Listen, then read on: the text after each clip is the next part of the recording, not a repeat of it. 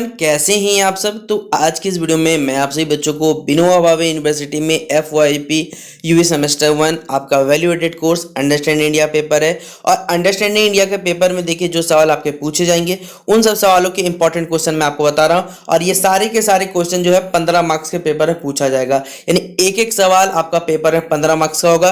तो अगर आप लोग खुद सोचिए भाई सारा का सारा क्वेश्चन अब आ गया तो आप लोग तो ऐसे ही पास हो जाओगे, तो सोचिए इसलिए सारा का सारा इंपॉर्टेंट क्वेश्चन अपने कॉपी नोट डाउन करिएगा, मस्त से पढ़ के जाइएगा। आपको नोट डाउन भी नहीं करिएगा, बस सुन लीजिएगा तो सारे के सारे सवाल आप लोग खुद से बना के लिख सकते हैं। तो चलिए आज के वीडियो को हम लोग शुरू करते हैं। वीडियो पसंद आए तो वीडियो को लाइक करिएगा, चैनल पर अगर न्यू आया तो चैनल सब्सक्राइब कर लीजिएगा, साथ में बेल आइकन पे क्लिक कर लीजिएगा ताकि इसी प्रकार पल पल की हर वीडियो का नोटिफिकेशन आपको जो मिलता रहे। डिस्क्रिप्शन बॉक्स में टेलीग्राम ग्रुप, फेसबुक पेज का लिंक मिल जाएगा, जहां आप हमसे जुड़ना चाहें तो जुड़ सकते हैं। इसके बाद किसी प्रकार का अपडेट आएगा तो सबसे पहले वहां पे आपको शेयर किया हुआ मिल जाएगा। तो चलिए देखते हैं क्या सवाल आपके लिए पूछा हुआ है। देखिए पहला सवाल आपसे पूछा जा सकता है कि throw light on the role of Subhash Chandra Bose, यानी कि नेताजी सुभाष चंद्र बोस जी की आज़ादी जो हमारे भारत के स्वतंत्रता संग्राम में उनकी क्या भूमिका थी आपको बतानी है। और ये हर बच्चा अपने से भी खुद से लिख सकता है कि हमारे भारत में जो कह सकते हैं आज़ादी में सुभाष चंद्र बोस जी का जो भूमिका था वो बहुत ही अत्यधिक महत्वपूर्ण था। तो उन्हीं के बारे में सबसे पहले हम लोग चर्चा करने वाले हैं। और ये पेपर में आपको 15 नंबर पूछेगा। तो क्वेश्चन मैंने आपको दोनों ही लैंग्वेज लिख दिया, इंग्लिश हिंदी। आंसर आपको हिंदी बता रहा हूँ, आप लोग में से जो बच्चे इंग्लिश में लिखना चाहिएगा वो लिख लीजिएगा, ठीक है। तो सबसे पहले सुभाष चंद्र बोस जी के प्रारंभिक जीवन यानी उनका जीवन काल के बारे में चर्चा कर लेते हैं। तो आपको मालूम होगा 23 जनवरी वर्ष 1987 को उनका जन्म कटक यानी वर्तमान में जो उड़ीसा हमारे पास है, ब्रिटिश भारत यानी वर्तमान जो उड़ीसा में हुआ था। वो सार्वजनिक सेवा की मजबूत परंपरा वाले एक प्रमुख बंगाली परिवार से हुए आते थे। उनके पिताजी का नाम याद रखिएगा जानकीनाथ बोस था, जो कि एक सफल वकील थे। और उनकी माताजी का नाम था प्रभावती देवी, जो कि एक प्रतिष्ठित परिवार से थी, जो सामाजिक और जो शैक्षिक कार्य होते हैं उनमें अपनी भागीदारी के लिए हमेशा जाने जाते हैं। यानी इनका परिवार सोच लीजिए कितना महान था। उन्हीं कारण हमारे कैसे नेताजी सुभाष चंद्र बोस भी एक महान स्वतंत्रता सेनानी बने। सुभाष चंद्र बोस ने नेतृत्व में शुरुआती लक्षण और देशभक्ति की मजबूत भावना दिखाई। उन्होंने प्रोटेस्टेंट यूरोपियन स्कूल और बाद में कटक के रेवेंसॉ जो कॉलेजिएट हाई स्कूल में पढ़ाई की। बोस जो थे एक मेधावी छात्र थे और उन्होंने कम उम्र में ही भारतीय इतिहास और साहित्य में उन्होंने गहरी रुचि दिखाई। अब यहाँ से बताया हुआ है कि सुभाष चंद्र बोस भारत के सबसे प्रमुख स्वतंत्रता सेनानी में से एक थे। 1897 में बंगाल कटक के प्रांत में एक धनी परिवार का जन्म हुआ। उन्होंने अपनी शिक्षा कलकत्ता से प्राप्त की, जहां उन्होंने दर्शन शास्त्र यानी फिलोसॉफी से डिग्री हासिल की। सुभाष चंद्र बोस को भारतीय सिविल सेवा यानी जो अभी हम वर्तमान वर्तमान से जो हमारे पास सिविल सेवा है ICS, ठीक है, यहाँ पर बता दिया गया के लिए चुना गया था, यानी इंडियन सिविल सर्विसेज के लिए बेसिकली चुना गया था। लेकिन उन्होंने सेवा करने से इनकार कर दिया क्योंकि ये आपको मालूम होगा ये ब्रिटिश सरकार के अधीन काम था, जो वो करना एकदम नहीं चाहते थे। वर्ष 1921 में बोस भारतीय राष्ट्रीय कांग्रेस में क्या हो गए, शामिल हो गए। वो अखिल भारतीय युवा कांग्रेस के अध्यक्ष होने के साथ साथ बंगाल राज्य के कांग्रेस सचिव भी साथ में थे। उन्होंने स्वराज जो समाचार पत्र है उनकी स्थापना सुभाष चंद्र बोस जी के द्वारा की गई थी। उन्होंने 1924 में कलकत्ता नगर निगम का जो CEO उन्हें नियुक्त कर दिया गया था, यानी कलकत्ता नगर निगम CEO कौन बने थे, तो हमारे कैसे सुभाष चंद्र बोस जी बने थे। और 1930 में कोलकाता के मेयर का पद हुआ था, उनमें उन्हें चुना गया था। बोस ने द इंडियन स्ट्रगल लिखा और जिसमें 1920 से लेकर 1942 तक का जो हमारा भारतीय स्वतंत्रता आंदोलन है उसमें ये सारा का सारा चीज यहाँ पर हमें सुनने को मिलता है। अगला पॉइंट बताया हुआ देखिए हमारे पास कि 1943 में सुभाष चंद्र बोस जी ने पहली भारतीय राष्ट्रीय सेना यानी INA इंडियन नेशनल आर्मी, जो हम लोग भारत में आज आर्मी देखते हैं, ठीक है, चाहे वो थल सेना हो वायु सेना हो, ठीक है, ये सब के सब का गठन माना जाता है। तो सुभाष चंद्र बोस जी के बारे में माना जाता है कि उन्होंने स्थापना किया था आजाद हिंद फौज की स्थापना की थी, जिसने एक सशस्त्र विद्रोह की शुरुआत की, जिसने कई भारतीय युवाओं को ब्रिटिश औपनिवेशिक शासन के खिलाफ स्वतंत्रता की लड़ाई में सक्रिय रूप से भाग लेने के लिए क्या किया, प्रेरित किया था। उन्होंने नारा दिया था, तुम मुझे खून दो मैं तुम्हें आज़ादी दूंगा, जय हिंद जय भारत या फिर दिल्ली चलो जैसे नारा, जिसे प्रसिद्ध नारे उनके द्वारा दिए गए थे। स्वतंत्रता के उद्देश्य के लिए उनके लिए जो मायने थे वो बहुत ही ज्यादा महत्वपूर्ण थे। ये अभी हमने क्या पढ़ा, अगर पेपर में पूछेगा तो सबसे पहले आपने उनके बारे में कुछ इंट्रोडक्शन करना है, यानी उनकी भूमिका बांधनी है। अब उसके बारे में हम लोग जानेंगे कि स्वतंत्रता संग्राम में सुभाष चंद्र बोस जी की भूमिका थी वो किस प्रकार से थी। तो स्वतंत्रता संग्राम में सुभाष चंद्र बोस का दृष्टिकोण दूसरों से देखिए बहुत ही अलग था। स्वतंत्रता संग्राम में सुभाष चंद्र बोस जी की भूमिका का उल्लेख है नीचे दिए बिंदुओं से आपको किया जा रहा है, यानी कुछ पॉइंट के थ्रू बताया गया है। सबसे पहला बताया हुआ है कि सुभाष चंद्र बोस का जो दृष्टिकोण था वो वामपंथी था, अधिनायकवाद था और समाजवाद से बिल्कुल प्रभावित था। उन्होंने अंग्रेजों से पूर्ण स्वतंत्रता की मांग की और भारत में ब्रिटिश शासन को समाप्त करने के लिए सैन्य बल का उपयोग करने के पक्ष में वो हमेशा थे। वे एक योद्धा थे जिन्हें आज़ादी के लिए लड़ना पड़ा। उन्होंने न केवल स्वतंत्रता आंदोलन खुले दिल से समर्थन किया बल्कि आज़ादी के लिए प्रेरणा भी बने लोग। आज भी हमारे भारत में कितने हम जैसे युवक, आप सभी युवक उनको अपनी प्रेरणा मानते हैं। उनके दर्शन और व्यक्तित्व के करिश्मे कारण जो कोई भी उनकी बात सुनता था वो उनकी ओर आकर्षित हो जाता था। उनकी जो पद्धति थी स्वतंत्रता प्राप्त करने के लिए हथियारों और हिंसा के उपयोग पर जोर देती थी। उनका मानना था कि भारत को अंग्रेजी से मुक्ति दिलाने के लिए हमें सशस्त्र संघर्ष की आवश्यकता है। भारतीय सुभाष चंद्र बोस ने अंग्रेजों के खिलाफ अपनी लड़ाई में भगवत गीता को प्रेरणा के लिए एक शक्तिशाली स्रोत के रूप में उन्होंने देखा था। हम बात करें विनोद दामोदर सावरकर यानी वीडी सावरकर जी की बात करें, आप बात करें सुभाष चंद्र बोस की या भगत सिंह की बात करें, देखिए अगर हमें भारत में अगर स्वतंत्रता चाहिए थी तो वर्ष 1947 से पहले हम लोग प्राप्त कर सकते थे, लेकिन कहता है ना जो नियति को मंजूर रहता है वही होता है हमारे पास। तो सार्वभौमिकता, राष्ट्रवादी विचार और समाज सेवा और सुधार पर जोर देने वाले स्वामी विवेकानंद की शिक्षाओं से बचपन से सुभाष चंद्र बोस को ज्यादा प्रभावित किया था। कुछ विद्वानों के अनुसार हिंदू आध्यात्मिकता उनके राजनीतिक और सामाजिक चिंतन का एक महत्वपूर्ण हिस्सा था। उन्होंने नारा दिया था तुम मुझे खून दो, मैं के नारे के साथ देश को जगाने की यहाँ तैयारी शुरू की थी। फिर दुश्मनों का दुश्मन दोस्त होता है कहावत के तहत जो काम करते हुए ब्रिटिश साम्राज्य के खिलाफ उन्होंने जर्मनी और जापान का क्या समर्थन माना था।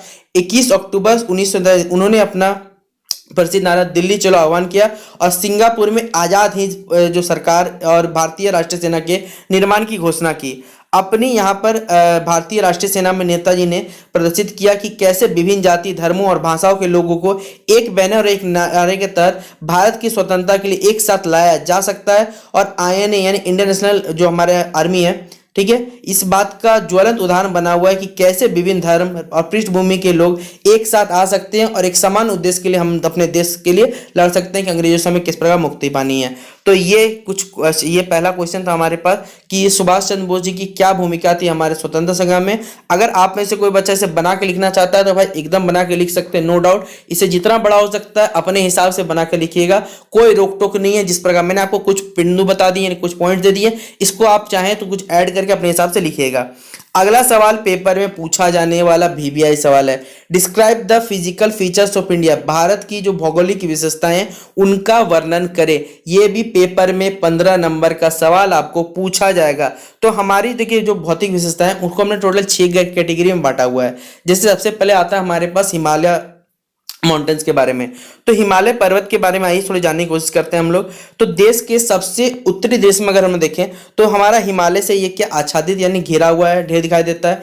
यद्यपि हिमालय क्या है, युवा स्थलाकृति है, फिर भी यह दुनिया का सबसे ऊंचा और कठिन पर्वत है। चूंकि यह उत्तर में देखा जाए तो कश्मीर में, उत्तर पूर्व में अरुणाचल प्रदेश तक और 2500 किलोमीटर तक रेंज तक फैला हुआ है। यह पर्वत एक गोलाकार खंड की संरचना करते हैं। यह ठंडी ठंडी हवाओं की भूमि के जो उष्ण कटिबंधीय विस्तार है उसको पहुंचने से क्या करता है, ये रोकता है।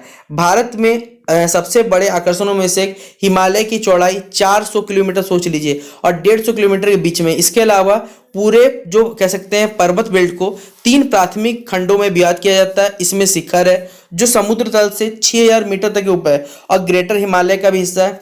4000 मीटर और ऊंचे हिमालय शिखर जो हमारा लघु हिमालय है, बाहरी हिमालय जो शिवालिक हम लोग माउंटेन्स कहते हैं, उत्तरी बंगाल के साथ साथ पूर्वोत्तर राज्यों के साथ जो सबसे उत्तरी हिस्सों में पूर्वी पहाड़ियां एवं पूर्वांचल यहाँ पर क्या स्थित है।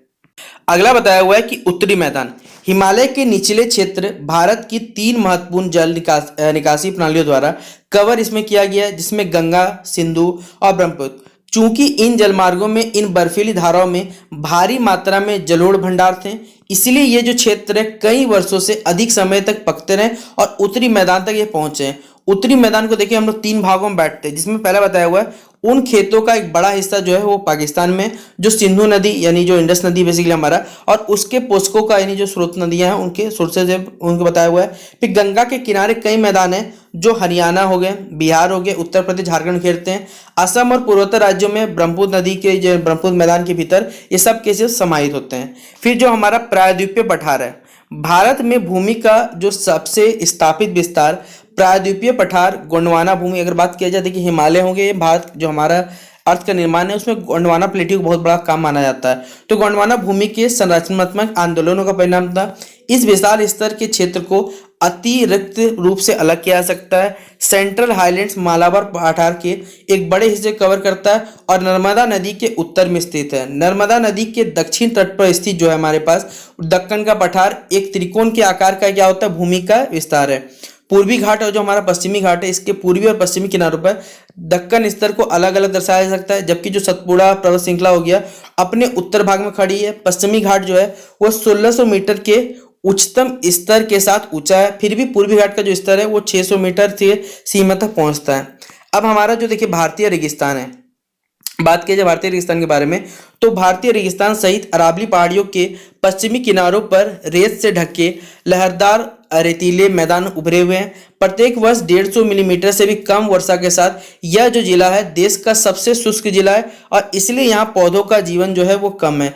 राजस्थान के क्षेत्र और गुजरात के उत्तर पश्चिमी हिस्से कुछ मिलाकर रेगिस्तानी जिलों की यहाँ पर संरचना करते हैं। फिर है तटीय मैदान के बारे में बताया हुआ है। तो जो भारतीय भूभाग के ठीक बाहरी जो हमारे समुद्री किनारों पर जो समुद्र तटीय किनारों का तंग भाग स्थित है, पूर्व से इसने बंगाल की खाड़ी के तटों को कवर किया है, जबकि पश्चिम में इसने अरब सागर के तटों को कवर किया है। अरब सागर के साथ पश्चिमी तटों को फिर से 3 खंडों में विभाजित किया जा सकता है, जिसमें पहला हमारे पास है पूर्वीय जो तटीय मैदान है, पूर्वी घाट और फिर बंगाल की खाड़ी को देखते हुए जो हमारे पूर्वीय तटीय मैदान समुद्र तटों का एक विशाल स्तर है। उत्तरी भाग को उत्तरी सरकार के नाम से जाना जाता है, जबकि दक्षिण को कोरोमंडल तट के नाम से जाना जाता है। तट पर एक बड़ा डेल्टा महानदी गोदावरी, कृष्णा और कावेरी जैसी कई बड़ी धाराओं से बना हुआ है। अपने आकार के बावजूद चिल्का झील जापानी तट पर काफी चिंता का देखिए जो कारण हमेशा बना हुआ है। फिर देखिए जो पश्चिमी हमारे पास तटीय मैदान है, पश्चिमी तट से पश्चिमी घाट और अरब सागर, ये 3 खंड है जो इस तट को हिस्से को बनाते हैं। फिर तट का देखिए जो उत्तरी भाग यानी कोंकण जो कोरोमंडल हमारे पास है, जो मुंबई गोवा के नाम से जाना जाता है। केंद्रीय विस्तार को कन्नड़ मैदान के नाम से जाना जाता है। दक्षिण विस्तार को मालाबार तट के नाम से भी जाना जाता है। फिर जो द्वीप समूह हमारे पास, द्वीप के देखिए 2 समूह उपमहाद्वीप की जो मुख्य भूमिका घेरने वाले 2 समुद्र में स्थित है। ये संभवतः भारत के वास्तविक जो तत्वों को पूरा करते हैं। इसके अलावा द्वीप जो है वो क्षेत्र केंद्रीय क्षेत्र के साथ साथ महासागरों से भी अलग रहता है। इस प्रकार 2 महत्वपूर्ण जो द्वीप है वो राज्यों का आकार देने कार्य करते हैं। जैसे अगला पॉइंट बताया वो हमारे पास है कि लक्षद्वीप मालाबार तट के निकट स्थित है। इसके अलावा इसमें मूंगा द्वीपों के छोटे छोटे जो समूह शामिल होते हैं, जिसमें आमतौर पर लक्षद्वीप के नाम से जाना जाता है। हिंद महासागर के ये द्वीप जो है बंगाल की खाड़ी से निकट से तट से दूर है और अंडमान और निकोबार क्षेत्र में स्थित है। द्वीपों का यह जो समूह है अपने पश्चिम साझेदारी की तुलना में आकार में बड़ा है और इसने समृद्ध जीवन बीतता है। चूंकि अंडमान और निकोबार द्वीप समूह भूमध्य रेखा के करीब है, इसलिए जिले को हम लोग एक केंद्रीय वातावरण के रूप में भी सामना इसे करना पड़ता है। तो ये हमारा क्वेश्चन नंबर 2 था कि अगर आपसे पूछा जाएगा कि भारत की भौगोलिक स्थिति के बारे में बताइए, तो ये आप लोग पेपर में आराम से बना के लिख सकते हैं। अब देखिए अगला सवाल हमारे पेपर में पूछा जाएगा कि भारतीय किसान या कृषि की जो निम्न उत्पादकता यानी क्या कारण है कि कम प्रोडक्शन जो होता है उसमें क्या कारण पहले बताना है। फिर भारत की जो सरकार है उसमें देखिए क्या क्या इंप्लीमेंट किए जा सकते हैं ताकि किसानों की जो स्थिति उनमें सुधार किया जा सके। तो अगर बात किए हम लोग इसमें उत्तर के स्वतंत्रता के पश्चात कृषि को देश की आत्मा के रूप में स्वीकार करते हुए हमारे भारत के प्रथम जो कह सकते हैं यहाँ पर सिलेक्टेड जो प्राइम मिनिस्टर बने थे पंडित जवाहरलाल नेहरू ने कहा था कि सब कुछ इंतजार कर सकता है मगर खेती नहीं। इस तथ्य का अनुसरण करते हुए अनेक कार्यक्रमों में नीतियों का संचालन किया गया, किंतु सकारात्मक परिवर्तन बजाय इसमें नकारात्मक कारण देखने मिले। जैसे किसानों द्वारा देखिए पहले आत्महत्या का रास्ता अपनाना, कृषि ऋण माफी हेतु प्रदर्शन के कारण हमें चर्चा रहती है हमेशा। तो सबसे पहला देखिए मानवीय कारक क्या क्या है। इसके अंतर्गत सामाजिक प्रथाओं और रीति रिवाजों को शामिल किया जाता है। भारतीय किसानों का भाग्यवादी दृष्टिकोण और नई कृषि तकनीकों की अनभिज्ञता से उनका जो निवेश है वो व्यर्थ हो जाता है। खेती पर जनसंख्या का बढ़ता बोझ, निम्न उत्पादन यानी जितना ज़्यादा जनसंख्या भाई खेती पर डिपेंड हो जाता होता है, डिपेंड पर खेती कम है तो लोग ज़्यादा डिपेंड हो जाते हैं। फिर तकनीकी जो कारक है, सिंचाई सुविधाओं को पर्याप्त का अभाव है, उच्च उत्पादकता वाले बीजों की हमारे अनुपलब्धता थी, कमी थी। किसानों पर मृदा जो परख तकनीक है उसका अभाव है। कीटनाशक हो गया, रोगाणु हो गया, चूहे जैसे अन्य कृंतकों से बचने की जो वैज्ञानिक पद्धति जानकारी का ना होना। इसके अतिरिक्त किसानों द्वारा उर्वरकों या जो कीटनाशकों के बीच अनुपात में नहीं बंटवाने के कारण दिक्कत था। फिर जो संस्थागत कारण थे हम बताया हुआ है कि जैसे जोतों का छोटा आकार और किसानों के पास कृषि निवेश के लिए साख का अभाव, कृषि उत्पादों के लिए बाजार की अनुपलब्धता, फिर समर्थन मूल्य का तार्किक निर्धारण होना। इसके साथ साथ कृषि में संस्थागत सुधार के प्रति नौकरशाहों में उदासीनता का भाव और राजनेताओं में इच्छा शक्ति का भाव। अब देखिए हम लोग क्या क्या कर सकते हैं, यानी हम लोग कृषि जो उत्पादकता में बढ़ाने के लिए हम लोग क्या क्या स्टेप अपना सकते हैं ये बताया हुआ हमें। पहला है नई राष्ट्रीय जो कृषि नीति की शुरुआत की गई। इसके अंतर्गत किसानों को सूखा वर्षा के साथ साथ अन्य आपदाओं के जो राहत प्रदान किया गया है। हाल ही में शुरुआत की गई प्रधानमंत्री फसल बीमा योजना के माध्यम से फसल बीमा को काफी व्यापक बनाया गया है। हाल ही में सरकार द्वारा यहाँ बताया हुआ है कि शुरुआत के लिए मृदा स्वास्थ्य कार्ड मृदा की गुणवत्ता को सुधारने के लिए एक महत्वपूर्ण पहल है। इस योजना में मृदा की प्रकृति को परख कर फसल और जो उर्वरक है हमारे पास आदि का निर्धारण किया जाता है। किसानों की साख में सुधार के लिए भारतीय राष्ट्रीय किसान विकास योजना होगी या किसान विकास पथ आदि को देखिए सरकार द्वारा यहाँ शुरू किया गया है। तो ये कुछ क्वेश्चन थे, बाकी देखिए जो बचा हुआ क्वेश्चन रहेगा वो नेक्स्ट वीडियो में आपसे बच्चों को मिल जाएगा। तो फिलहाल अगर आपको आज का ये वीडियो हमारा पसंद आया हो तो लाइक और शेयर करने में कोई भी कमी मत करिएगा। जितना हो सके अपने दोस्तों को शेयर कर दीजिएगा ताकि हर बच्चे के पास ये वीडियो पहुंच सके और आप लोग अच्छे से आपका बेटर बहुत अच्छा एग्जाम जाए। तो चलिए मिलते हैं नेक्स्ट वीडियो पे, तब तक के लिए जय हिंद जय भारत।